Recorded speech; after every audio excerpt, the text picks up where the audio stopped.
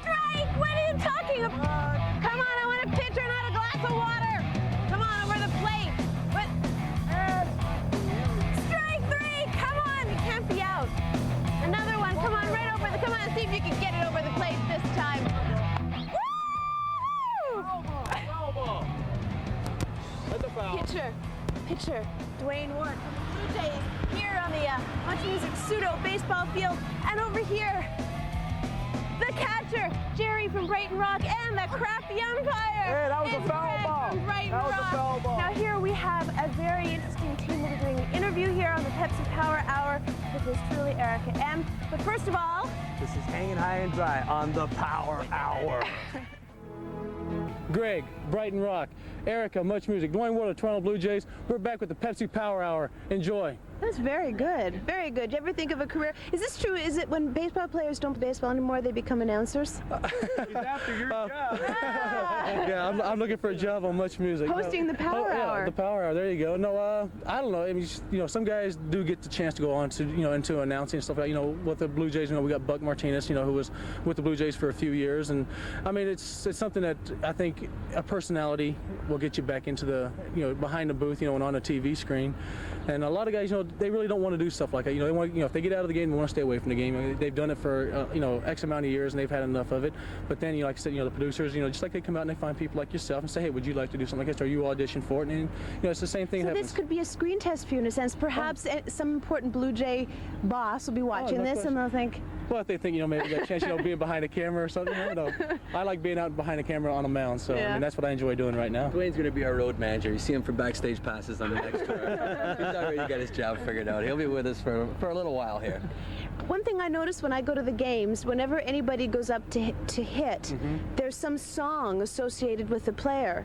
So who chooses those songs? That's the guy up in the booth. He picks those. Sometimes, a ball player will come up and say, "Hey, could you play this while I go up to, when I'm going up to the plate?" Or, as far as pitchers are concerned, they play a song for us when we come into a game too. And I mean, that. What's your song? They got Easy Money, and I don't know why they call it Easy Money. So, I mean, to me, it's a little bit.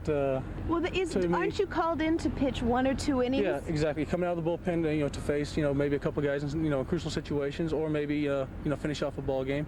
But, right now we got Tom Hinkie, who's, he's doing that right now. But The Terminator. Yeah, there you go. You know who he is. Oh, yeah. I think a lot of people here in Toronto do. But no, that's just, my job is to come out there and, maybe pitch, 1, 2 innings and, get to Tom Hinkie. So right now, we're struggling a little bit right now, but we're gonna turn it. Don't worry, we're with you. Don't worry. We'll turn it around. We'll start kicking someone's butt again.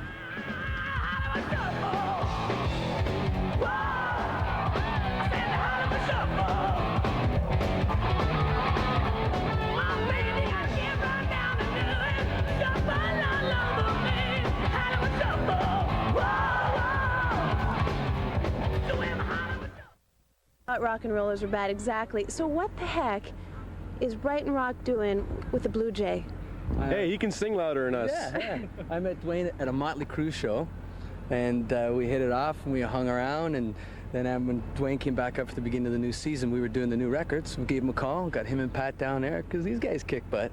So you actually performed on the record? Yeah, we came back and we were backup singers on Bulletproof and Hollywood Shuffle for them. And like Gerry said, we hooked up at a Crew concert, and from then on, we just swapped telephone numbers, and ever since then, we've been keeping in touch with each other. Go out and eat dinner every now and again, and I mean, I enjoy music. I think that's something that rock musicians and baseball players have in common, is that they work at night, they have most of the days off. That's pretty much how baseball is, except for on weekends. And so these guys get into the sports side of it, and we get into the music side of it. We get to go out and go to to all these little HMV stores or Music Land, whatever, and we pick out our favorite groups and stuff. And these guys go out and they pick up their their rotisserie leagues, or they get involved with all these celebrity things where they can go out and play celebrity softball and stuff like that. And so to me, I think musicians and athletes are pretty much same boat as far as professional sports are concerned, because we do the same things at the same times, and so it gives us time to keep up with each other. Let me talk about this for a second. Your first video from this new album is called Hollywood Shuffle. Yep. To me, that's an attempt to break into the American market blatantly. There's nothing wrong with that. Is that true? Well, we wrote this whole album in California, so it's the first time that we've ever wrote a record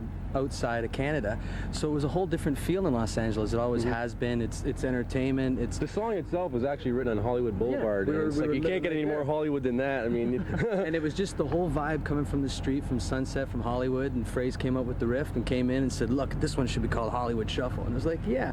So we're These guys definitely... were down on Hollywood and Vine having a good time. That's what they were doing. don't They say weren't that out there. Don't say, you're gonna get us in trouble, Duane. Come on now. Yeah, but we're not really making a blatant attempt. It was just something that we have always looked at it as if we're reporters, you know what I mean? Whatever we go through on the road or what we go through in our personal lives, our way of expressing it is through a song.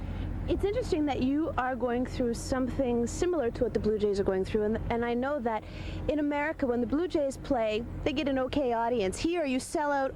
You're like the hottest thing, and it's this Canadian stigma. Do you feel that in the States? Not anymore. Not with. We've got an awful lot going on in America with this record, and we haven't even released it, and we've had labels come to us. So that's a rare happening. We really feel we're going to get a shot in America, and that's all you can really ask for. You know, there is a bit of a Canadian stigma, but we're not going to let it bother us. We're going to go out and we're going to play 200 shows in America, and we're going to do exactly what Rush did when we were growing up. You know, build it that way. And two things are for sure: the Jays are going to be world champs, and we're going to be world champs. Well, you heard it here on the Pepsi Power Hour. Very well said. And now we thank you very much for, well, pitching. You got to work on that one. It's like a little bit off the base on there. Yeah, you got some kind of hack there. I don't want to face you with guys in scoring position. You might drive them in. Thank you very much, Duane Ward, guys from Brighton Rock, and this is a Hollywood Shuffle on the crank it Pepsi up. Power Hour. Get it loud, man.